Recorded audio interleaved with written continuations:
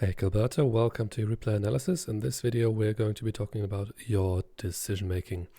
Watching your replay that you've sent to the Discord channel, I mostly noticed that you're a very patient player, which I don't mind at all.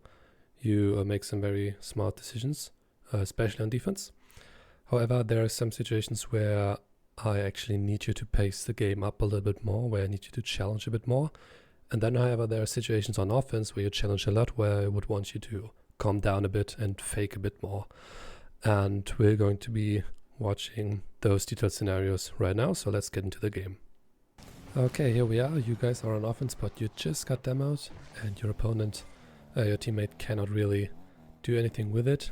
And then you guys wait on defense and you get almost scored on the first try, but then on the second or third try rather, they manage to score. What would I want you to do here? So going back, already you can see he has given the ball away. The ball is way too far ahead of him, and the ball is way too fast for him to catch up, even with 100 boost. So this is the first lesson I need you to learn on defense and in midfield. Learning to identify situations where the opponent has given away the ball that allow you to challenge. Okay? You never really want to give the opponent a free touch like this, because from here they can do anything. They can take it slow and then just shoot it on target themselves. They can pass it very late. They can put it above you. They can put it far behind you. They have so many options, and you don't really want to give them those options. So whenever you see that the opponent is this far behind the ball and you have time, go to the ball as fast as possible, and then you can still fake challenge and slow the game down. You can still do that then. But what you cannot do is get an easy challenge right here, because if you challenge here, he'll most likely outplay you. Okay? This is the first situation. Let's get into the next one. Okay, on defense we are again. Your opponents box you in a little bit, but they get a poor touch. And you have the space to do something with the ball, but you take your time. And the opponents remain on offense, and they get a really awkward touch towards middle. But you guys can defend that ball off. Now, obviously, nothing really came out of this play because the opponents couldn't capitalize off of it. But I personally think that you could have done a lot differently here. Right here, your opponent has overcommitted. Enrex is now in your corner and he's about to get the 100 boost, so he's going to be there fast. He's going to be able to recover really fast, which means you need to push the ball forward as fast but as possessive as possible as well. Obviously, you can just boom the ball forward on target to force your opponent, the last man out, to waste some boost to get a poor clear or something. That is possible, but if you want to go the safe route, your teammate is right there. Get a clean, slow touch, low touch towards him so he can dribble it or shoot it, because your opponent, Muspuff, he's facing away from you. Okay, so you can pass the ball to your teammate as slow as possible. Their last man will not be able to challenge it because they're facing away. So even if you're getting bumped or demoed here, get your opponent, get your teammate into a counterattack, because right now you can make this a 2v1 situation. But because you take time here too much, your opponent can just recover and keep the attack going. And obviously, as long as they're not creating anything threatening to you, that's totally fine. But now it's actually time for you to get on offense. Look at all this space. You can go straight through the middle. There's a lot you can do here. And even if your teammate cannot really score, he's really awkward. He is probably going to do an awkward save, waste some boost, and you will be there as a follow-up. So it is just a win for you just to get the ball forward. If your teammate wasn't there, then I can understand why you didn't want to just push the ball forward, because it would be a free ball for him. But your teammate is there. He can do anything with it. He can just be annoying. He doesn't even need to touch the ball. He can just be annoying and get on his nerves, you know? That alone will do so much for you to transition from defense into offense. Let's get into the next example. Alright, a transition from offense into defense. In our corner we are yet again. And again, the opponent has overcommitted. Their last man is again facing away, but you take way too long, and their first man can just get an easy challenge and can almost score here because of it. So what I want you to do right here, Muspuff is flicking away. And when he flicks away from the play, that means he cannot get to the play really fast, because as long as he's flicking, he cannot change direction. Okay? So what I want you to do is get to this ball right here as fast as possible. Boost to the ball. I don't know, just get really fast to the ball, but then as soon as you get to the ball, slow it down, dribble it. Because then if you dribble it, Muspuff is challenging, and you can flick it on target. Flick it over in, or get a power slide cut to the left or to the right. Just get an outplay. But because you're way too slow here, you're not going to fake him. Let's get into Muspuff's POV. He's never going to buy in a million years that you can do anything with this ball. You're not threatening. He can just beat you easy. No problem. Like, you're essentially giving away this ball for free. And obviously, again, they're not doing anything with it, but if he had more boost and if he was just slightly better mechanically, he would have had a free touch here. Obviously, if you want to just slow the play down a lot, that's fine, but these are just some free openings, and if you want to rank up further and further, these are the type of openings that you will get a lot and that you will have to be capitalizing on a lot. Because if you don't, you won't be scoring this many goals. Because the higher you get, the better opponents get in getting actually control of the ball and actually punishing you for your mistakes. So this is a huge gap that the opponents just leave in their structure. Take this to your advantage. Dribble the ball, flick it, out-dribble it, do what you want to do, but use this situation to your advantage to take this 1v1. Let's get into the next scenario of, oh, that's the last example actually, of you being a bit too patient. Okay, back on defense we are again. We're down to the final minutes or seconds of the round of this game. And it's about that little encounter that you had here on the sidewall. It didn't really look like much, but right here you have a free beat to the ball, and Nrex is last man as well. If you look at this play, sure, he's back, but if you pace it up a lot, he wouldn't have been back in time. If you put it to the sidewall and then shot it immediately, he wouldn't have been fast enough. And even if he would have been fast enough, even if he was fast enough, you would have had the boost advantage.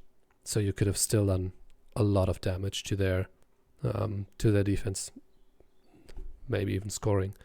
So this is a play where you don't even need to be taking control of the ball a lot. You can just boom it around him and then try to follow it up yourself. That would have been enough already. Obviously, if you're confident in yourself, you can just get a cut to the side, bounce it off the sidewall here, and then just go around him and just take control and dribble the ball towards the goal. If you're confident in yourself. But you actually have the time. I know it doesn't look like it, but if you just pace it up a little bit more, you would have had a free outplay here, and you could have scored way earlier. Okay? Obviously, this is a situation where it's not as obvious, I would say, but it's a very high risk, high reward situation, because if you get that outplay very quick, you can get a free goal. Maybe it's not even that high risk, high reward. It's medium risk, high reward. Your teammate, I believe, oh yeah, it's right here. So if you do not get the correct touch and you get dunked, obviously the net is open, but you should be fine if you get to the ball fast enough, which you can. All right, now let's get into the next part of this analysis where we talk about you on offense, because on offense you tend to be a bit more aggressive with your challenges. And I want to show you a few options that you can choose from, how to take possession on offense more and pressure your opponents a bit more. Alright, first situation, you guys get on offense here. You get on offense with low boost. Your opponent is challenging here and you try to press him, but you don't really do anything with it. And this challenge, it's not going anywhere, right? With a lot of luck, you can maybe pinch it off of him into their opponent's goal, but I would not recommend you hoping that your opponent's just going to have a bad challenge, because their challenges will get better the higher you rank up. It's not something you want to rely on. So right here, the safest option for you to choose from. First of all, I think it's great that you, even with zero boost, you still got on offense. You don't just go back to your corner boost. I think that's great, first of all. But here, fake it, or drive challenge. Choose any of these two safe options. Don't try to challenge it too much because you're challenging away from the goal. So either way, you're challenging for them. Your teammate is on the other side of the pitch, right? He will not be there fast enough. He can just be there very quickly. So try to fake him out, try to drive challenge, anything like this. Because if you flick into the ball, remember what I've said earlier on, when the opponent flicked away from the play, he couldn't change directions. As soon as you flick into the ball, you have committed. And if you flick into anything with 0 boost, you need a lot longer to recover. Okay? So you get into the play, you drive here your fake challenge, because if he then fakes the ball, or if he not fakes the ball, but if he then panics the ball away from you because you fake challenge, your opponent right here, your teammate right here, has a free touch, free shot on target. Okay? And even if he takes time after your fake challenge, if he doesn't fall for your fake challenge, then he still slows the game down because of it. And you guys are still on offense. And if he slows the game down, he cannot really do much with it. He has to waste boost in order to do anything with it. And that's already a win for you. If you have 0 boost and you force your opponent to waste boost to outplay you, you've already done more than you can. That's already a win for you. A minor win, but it's still a win because your opponent wasted boost, you didn't. Let's get into another example. Okay, this is just shortly after. Again, you find yourselves on offense. Your opponent catches this ball. You try to challenge again. And it's again a bit too over-aggressive, but you're lucky that your teammate is there in time to take this ball. Why do I think this challenge is aggressive? Obviously, this challenge is right in front of the opponent's goal. But in this scenario, again, you would be relying on your opponent to make a bad decision or a bad challenge in general. Because if you challenge from here and the opponent is challenging from here, the ball's most likely going to go somewhere here. And if the ball's going somewhere here, it rolls up here and they get out of defense. Okay? So they would actually have to misflip or have extremely poor positioning for you to get this challenge and get a win, get a goal here. Okay? So what I want you to do here is just the best thing is just fake the challenge. Because he will panic the ball here.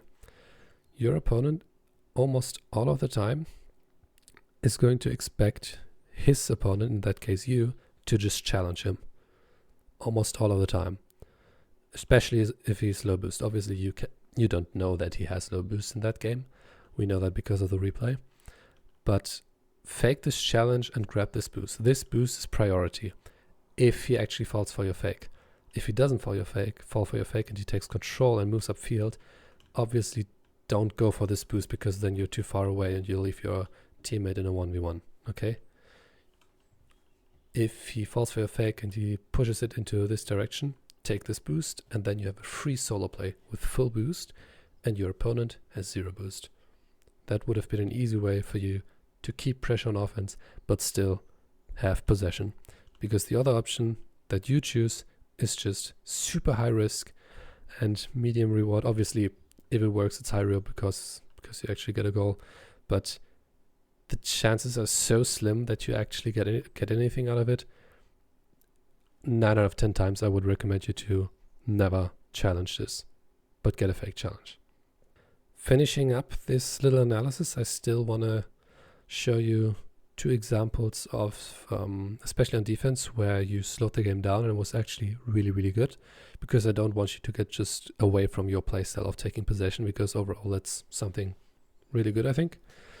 So I want you to show you some scenarios where you made great decisions. Here we are on defense. You get a good challenge here. The ball bounces up, you're low boost, and you let your opponents overcommit into the corner and you guys get possession. Obviously you guys are still on offense, and now this situation that happened earlier on that we've already analyzed happens. But overall, this fake right here is really good. You might have been able to put it around him with low boost, but it would have been pretty risky. So this challenge overall, I think, is really great because he is overcommitting into the corner, you're turning away, your teammate is in perfect position to follow it up. So overall, that's a great play from you. Alright, for the final example, we're going to be watching your winning goal. Obviously you guys won 5-3, but this situation right here essentially won you guys the game. Really great patience there in the corner. Your opponent is too quick to it, he doesn't have control, pushes it into corner, the other opponent overcommits as well, and you get a good goal because of it. So overall, really good decision making there. Alright, Kelberto, that was it for your replay analysis. I hope you learned something. I hope everything I told you made sense. If not, feel free to ask questions, and obviously everyone else watching this video, feel free to ask questions. I'm always happy to help. And good luck with your training.